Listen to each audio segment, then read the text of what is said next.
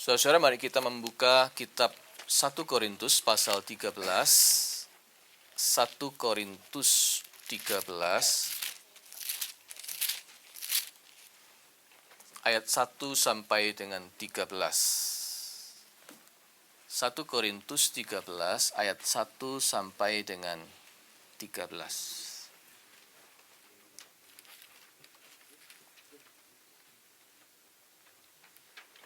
Mari kita berdiri. Kita akan membaca bergantian. Caranya adalah saya akan membaca ayat 1 sampai dengan 3. Kemudian ayat 4 sampai dengan 8 itu saudara. Lalu ayat 9 sampai dengan 12 itu saya lagi. Lalu ayat 13 bersama-sama. Oke? Anda mulai 4 sampai 8. Kemudian 13 bersama-sama. Sekalipun aku dapat berkata-kata dengan semua bahasa manusia dan bahasa malaikat, tetapi jika aku tidak mempunyai kasih, aku sama dengan gong yang berkumandang dan canang yang gemerincing. Sekalipun aku mempunyai karunia untuk bernubuat dan aku mengetahui segala rahasia dan memiliki seluruh pengetahuan. Dan sekalipun aku memiliki iman yang sempurna untuk memindahkan gunung, tetapi jika aku tidak mempunyai kasih, aku sama sekali tidak berguna. Dan sekalipun aku membagi-bagikan segala sesuatu yang ada padaku, bahkan menyerahkan tubuhku untuk dibakar, tetapi jika aku tidak mempunyai kasih, sedikit pun tidak ada faedahnya bagiku.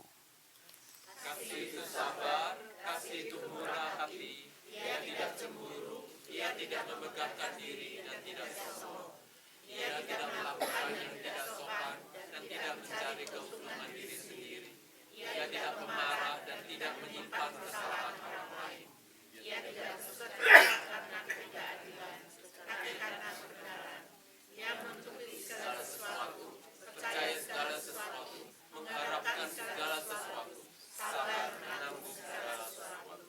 Kasih tidak berkesudahan, nubuat akan berakhir, bahasa roh akan berhenti, pengetahuan akan lenyap. Sebab pengetahuan kita tidak lengkap dan nubuat kita tidak sempurna. Tetapi jika yang sempurna tiba, maka yang tidak sempurna itu akan lenyap. Ketika aku kanak-kanak, aku berkata-kata seperti kanak-kanak. Aku merasa seperti kanak-kanak. Aku berpikir seperti kanak-kanak. Sekarang sesudah aku menjadi dewasa, aku meninggalkan sifat kanak-kanak itu. Karena sekarang kita melihat dalam cermin suatu gambaran yang samar-samar. Tetapi nanti kita akan melihat muka dengan muka. Sekarang aku hanya mengenal dengan tidak sempurna, tetapi nanti aku akan mengenal dengan sempurna seperti aku sendiri dikenal. Demikianlah tinggal ketiga hal ini, yaitu iman, pengharapan, dan kasih. Dan yang paling besar di antaranya ialah kasih. Yang berbahagia adalah kita yang mendengar firman Allah dan memeliharanya. Haleluya. Haleluya. Haleluya. Haleluya.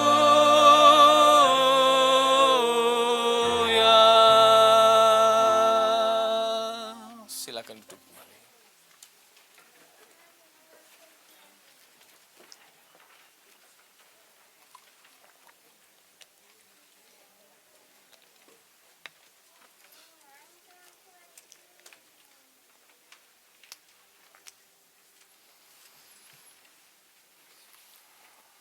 Saudara-saudara, 1 Korintus 13 ayat 1 sampai 13 adalah salah satu pasal dari Perjanjian Baru yang sangat terkenal. sering disebut sebagai the hymn of love, himne tentang kasih. William Barclay pernah mengatakan begini, ini adalah pasal yang terindah di seluruh perjanjian baru. Dan kita dapat meluangkan waktu sehari penuh untuk mendalami maknanya, kata William Barclay. Yang bahkan tidak bakalan sepenuhnya kita fahami sepanjang hidup kita.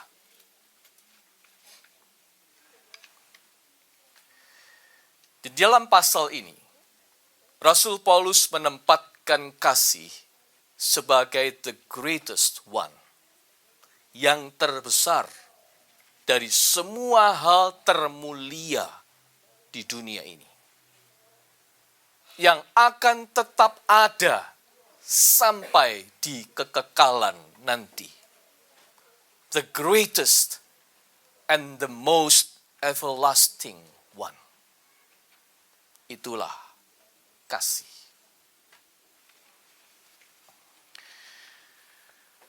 Jika di dunia ini, saudara-saudara, ada hal-hal yang bisa membuat hidup manusia jadi mulia, jika ada hal-hal yang bisa membuat hidup manusia ini jadi mulia, bersinar, terhormat, bright, and honored, maka posisi kasih masih di atasnya juga. Jika ada hal-hal yang begitu bisa membuat hidup manusia itu mulia, kasih ternyata masih melebihinya. Hal-hal apa yang dimaksudkan di sini? Rasul Paulus menjelaskannya. 1. Kemampuan berbahasa, berkomunikasi. Saudara-saudara, kemampuan berbahasa itu selalu memberi nilai lebih kepada manusia. Ya, apalagi di zaman global ini. Semakin banyak bahasa yang Anda kuasai, semakin besar kesempatan yang Anda punyai. Itu hukumnya. Sebab bahasa itu sesuatu yang melengkapi Anda untuk hidup lebih. Orang-orang besar di dunia umumnya pengguna multibahasa. Indonesia pernah punya Soekarno, seorang negarawan brilliant yang menguasai 27 bahasa di dunia. Itu Soekarno. Very brilliant. 1, kemampuan berbahasa. 2, pengetahuan. Ada ungkapan berbunyi, knowledge is power. Siapa berpengetahuan, dia berkuasa. Kekuasaan itu bergerak dari masa ke masa di 3 ini. 3 hal. Pertama, muscle, otot, tenaga, senjata, is power, muscle. Yang kedua, money, uang, harta, is power. Dan akhirnya yang ketiga, mind, akal, pengetahuan, is power. Orang-orang di dunia yang hidupnya bersinar, bright, dan terhormat, umumnya adalah orang-orang bijaksana, orang-orang berhikmat, orang-orang yang berilmu, orang-orang yang berpengetahuan. Itu hal kedua, pengetahuan membuat hidup orang mulia. Ketiga, keimanan dan dedikasi terutama. Bunda Teresa, saudara, dihormati karena dedikasinya pada kaum miskin papa dan gereja. Dia dihormati karena itu. Nelson Mandela dihormati karena dedikasinya pada rakyat Afrika Selatan, bahkan pada kemanusiaan. Jokowi yang begitu populer sekarang dihormati karena dedikasinya pada pekerjaan dan pada masyarakat ibu kota. Orang-orang seperti ini, orang-orang yang rela mengesampingkan kepentingan pribadinya demi kepentingan banyak orang. Orang-orang ini rela berkorban. Orang-orang ini very dedicated. Dedikasinya luar biasa. Oleh sebab itu mereka dimuliakan. Paulus menyinggung ketiga keutamaan tadi dalam pasal ini. Bahkan pada tingkat yang tertinggi, yang paling ekstrim. Yaitu satu, dia bilang, berkata-kata dengan semua bahasa manusia dan bahasa malaikat. Itu berarti language skill yang luar biasa. Kedua, mengetahui segala rahasia dan memiliki seluruh pengetahuan. Amat knowledgeable.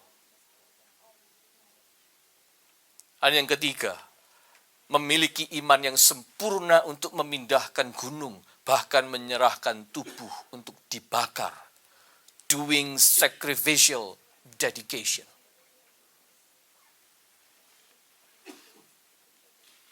Dia menyinggung ketiga perkara itu dalam level yang paling ekstrim. Ketiga perkara tadi itu bisa membuat orang hidup mulia. Karena andai kata ada hidup yang mulia di tiga level itu pada tingkat yang sangat tinggi, ternyata kasih masih melebihi ketiganya. Sebab tanpa kasih, ketiganya menjadi percuma dan sia-sia saja. Kasih masih unggul dibanding ketiga perkara utama yang bisa membuat hidup manusia di dunia ini mulia. Nah, pertanyaannya adalah, apa kelebihan kasih dibanding ketiganya? Apa keunggulan kasih? Saudara, jawabannya begini. Kasih itu universal. Dia menembus batas. Dia dapat dilakukan dan dapat menjadi milik semua orang. Siapa saja di seluruh semesta ini. Itulah yang membuat kasih menjadi the greatest one. Itulah yang membuat kasih menjadi unggul. Justru karena dia universal. Maksudnya apa? Maksudnya begini. Ketiga keutamaan tadi, language skill, knowledge, dan dedication, itu memang punya kualitas yang super. High quality punya. Sehingga hanya orang-orang tertentu yang khusus yang dapat melakukannya. Benar? Ya. Ketiga keutamaan tadi itu membutuhkan orang-orang tertentu yang bisa mencapainya. Saudara, orang bisa dua bahasa itu masih umum. At least kita yang ada di sini, bahasa Indonesia ya bisa, bahasa Inggris ya lumayan bisa lah. Beberapa hebat. Kalau mau agak nyombong sedikit, yang dari Jawa bisa tambahin, saya juga bisa bahasa Jawa jadi 3. Yang bisa bahasa Sunda bisa bilang bahasa Sunda jadi 3. Dan seterusnya. Itu masih umum. Tapi kalau ada orang bisa 5 bahasa, fluently, itu jarang. Di sini ada yang bisa 5 bahasa, fluently. Jarang. Kalau ada itu luar biasa namanya. Kalau bisa 27 bahasa. It's genius. Itu genius. Bisa dihitung dengan jari. Apalagi bisa semua bahasa manusia. Masih ditambah bahasa malaikat lagi. Artinya, kemampuan berbahasa bukan milik semua orang. Not everybody can join into this group. Ini eksklusif. Kemampuan berbahasa itu butuh orang-orang tertentu saja. Yang kedua, menjadi kaum cendekia, orang pandai, tidak mudah. Orang-orang bijaksana, wise men, itu cuma segelintir di dunia ini. Di seluruh kerajaan Babel dan Persia kuno, orang berhikmat dicari, ditemukan cuma ada Daniel, Sadrach, Mesach, Abednego. Cuma 4 itu. Segelintir orang yang berhikmat. Perguruan-perguruan tinggi kelas 1 di Amerika melakukan seleksi sangat ketat untuk menerima antara 5-10% dari seluruh applicants-nya. Golongan orang pandai, berilmu, itu kelas istimewa yang menuntut requirement tinggi. Kaum berhikmat menghendaki discernment yang tinggi untuk bisa join jadi orang berhikmat. Hikmat dan pengetahuan juga eksklusif milik orang-orang tertentu saja. Bagaimana dengan iman yang tinggi dan dedikasi yang penuh pengorbanan? Common people tidak mempunyainya. Jujur saja, orang-orang kebanyakan tidak punya iman yang tinggi dan dedikasi yang penuh pengorbanan. Sosok seperti Mother Teresa belum tentu muncul 1 kali dalam 2 dasawarsa. Belum tentu. It's a special one untuk bisa jadi seperti itu. Uskup Smyrna yang namanya Polikarpus dan Jean d'Arc rela dibakar tubuhnya demi keyakinannya. Tetapi orang-orang kebanyakan, common people, tidak. Dedikasi yang seperti itu milik orang-orang tertentu. Patriotisme iman dan dedikasi tinggi penuh pengorbanan itu bukan milik semua orang, saudara-saudara. Itu milik orang-orang khusus. Jadi, untuk ketiga hal utama ini, hanya golongan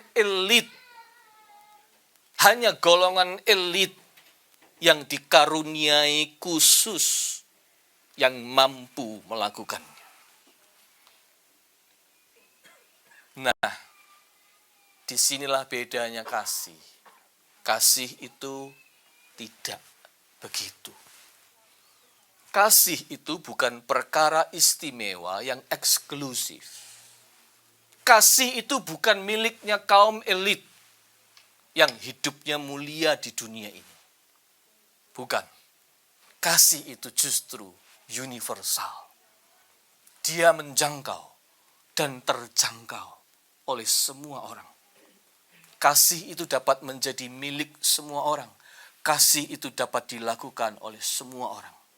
Lelaki dan perempuan, dewasa dan anak kecil, orang sederhana dan cendekia, orang desa dan orang kota, segala pangkat, segala jabatan, segala usia, segala suku, segala bangsa, segala bahasa bisa melakukan kasih. Kasih bukan perkara yang eksklusif. Bahkan saudara, beberapa jenis binatang pun mampu memperagakan kasih di alam semesta ini. Aneh ya. Kalau Anda perhatikan kisah-kisah Valentine, ya, Anda browsing search kisah-kisah Valentine, kadang-kadang ada kisah-kisah bukan cuma tentang kasih manusia, tapi juga binatang. Saya pernah punya pengalaman masa kecil. Kakak saya waktu kecil pernah meniru temannya untuk pingin punya burung merpati. Karena temannya memelihara burung merpati, kakak saya minta dibelikan burung merpati untuk dipelihara. Nah, papa saya membelikan sepasang burung merpati untuk dipelihara. Oh, sudah jinak sekali. Dilepas jalan-jalan, ya itu nanti kembali lagi ke sarangnya. Suatu hari yang betina di sore hari ketika papa saya itu pulang dari kantor mengendarai Vespanya, entah bagaimana si merpati betina itu ketabrak Vespa ayah saya dan mati. Ya tentu saja kakak saya juga sedih karena kami sudah akrab dengan sepasang merpati itu. Ya. Tapi mati dia. Jadi tinggal yang jantan, tinggal satu. Merana dia. Kasihan, kami melihat memang dia seperti merpati yang merana karena dia ditinggalkan oleh kekasih dan pasangannya itu. Nah yang lebih aneh saudara, sudah beberapa minggu kemudian, sore hari waktu yang sama, waktu ayah saya pulang mengendarai Vespa, si merpati jantan ini kok ya tahu-tahu menabrakkan dirinya dan mati.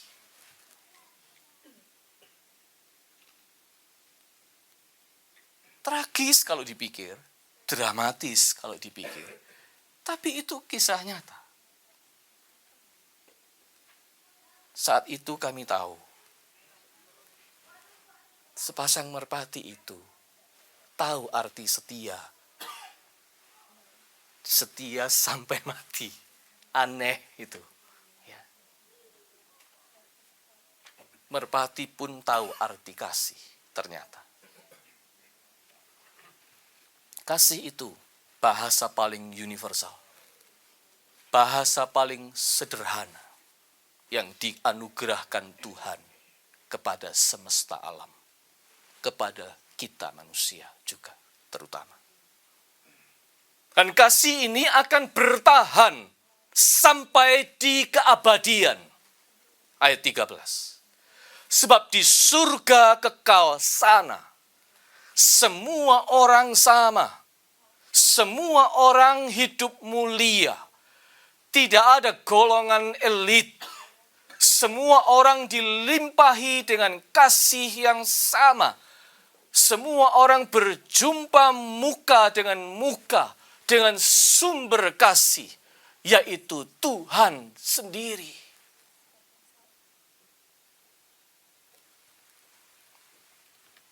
Itulah kasih. Dia begitu universal, dia begitu kekal, bahkan sampai di kekekalan surga. Paulus mengatakan, andai kata semua hal di dunia ini direduksi, habis, diseleksi, sampai di kekekalan, cuma tinggal 3. Iman, pengharapan, kasih. And the greatest one is love. Saudara, bulan Februari adalah momentum yang baik untuk merenungkan dan membaharui kasih kita. Baik di dalam keluarga maupun juga di dalam gereja. Kasih memang hal yang sukar. Saya menyebutkan itu di dalam khotbah pada awal bulan Februari. Kasih memang hal yang sukar jika kita mengupayakannya dari diri kita sendiri, yang naturnya kita tidak punya kasih. Tapi kalau kita sudah lebih dulu dikasihi Tuhan, sumber kasih, yang kasihnya itu begitu lebar, panjang, tinggi, dan dalam, dan kita menerima kasihnya itu seperti orang tenggelam dalam samudera kasih Tuhan, maka kasih sepatutnya bukan lagi menjadi perkara yang sukar. Kasih sepatutnya spontan akan keluar dengan wajar dari diri kita. Buku Chicken Soup for the Soul, itu buku yang terkenal, banyak cerita-cerita yang mengharukan. Ada satu kisahnya tentang seorang bayi, anak laki-laki bayi bernama Eric, yang rupanya kenyang, cukup kenyang cinta kasih di rumahnya. Suatu saat, waktu Eric diajak makan di restoran oleh keluarganya, tentu saja dia belum bisa makan makanan restoran, gitu ya, tapi dia diajak oleh ayah ibunya. Suatu saat di kedinginan winter season, di dekat pintu masuk restoran itu, waktu mereka masuk, berdiri seorang homeless, pria tua, homeless. Waktu Eric dibawa masuk, digendong orang tuanya, pria tua itu melihat terus dan tersenyum pada Eric. Ibunya yang melihat hal itu cepat-cepat membawa Eric masuk supaya cepat-cepat jauh dari homeless yang kelihatannya kotor, kumal, dan ada sedikit rasa jijik dari ibunya. Makanya cepat-cepat bayi itu dibawa masuk. Anehnya, selama di dalam restoran itu, mata Eric, bayi laki-laki itu, terus tertuju ke pintu depan, di mana si pria tua homeless itu ada di sana. Dia menatap pria itu terus. Dan waktu pulang, ketika harus melewati pintu itu lagi, Eric itu terus mencondongkan badannya ketika digendong untuk menuju ke arah pria homeless itu. Akhirnya ibunya tidak bisa melawan gerakan badannya. Dan kemudian saudara-saudara yang terjadi adalah Eric minta digendong. Dia menyerahkan badannya, kayak Jeremy kalau menyerahkan badan kepada orang lain untuk digendong. Dia menyerahkan badannya untuk digendong oleh pria homeless itu. Dia tersenyum dan dia merangkul, minta digendong. Ibunya tidak bisa melawan dan akhirnya menyerahkan sebentar Eric di tangan pria kumal itu. Pria tua itu menggendongnya beberapa saat sambil meneteskan air mata. Yang kemudian diketahui nanti bahwa pria tua itu seorang kakek sebatang kara yang pernah kehilangan anak laki-lakinya di usia mudanya. Dan setelah sejenak dia menggendong dan memeluk bayi Eric. Dengan lega, pria itu mengembalikan bayi Eric itu kepada ibunya sambil berucap lirih kepada bayi itu, "Thank you for your warm love, baby boy." Kedua orang tua Eric menahan haru. Mereka belajar kembali arti kasih dari putra kecilnya yang masih bayi itu.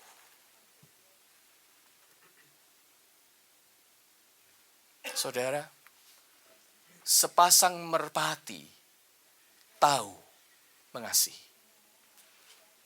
Bayi kecil tahu berbagi senyum dan kehangatan kasih. Pria tua tanpa rumah, tanpa keluarga, tahu dan merindukan arti kasih. Seorang suami, common people, tahu bagaimana mengasihi istrinya yang mengidap penyakit Alzheimer. Nanti kita akan menyaksikan klipnya. Tidak perlu orang-orang khusus untuk mengasihi. Tidak perlu orang-orang yang eksklusif dengan requirement yang tertentu untuk mengasihi. Tidak perlu. Kasih itu perkara yang sederhana. Kasih itu so universal. Tidak perlu sosok wise man atau pahlawan iman untuk mengasihi.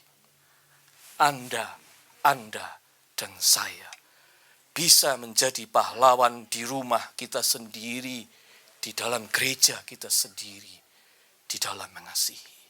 Bisa. Kita bisa mengasihi. Ketika Tuhan sudah lebih dulu mengasihi kita, Anda dan saya bisa mengasihi. Kasih itu tidak butuh persyaratan banyak. Kasih itu bukan milik orang-orang elit. Kasih itu milik kita semua.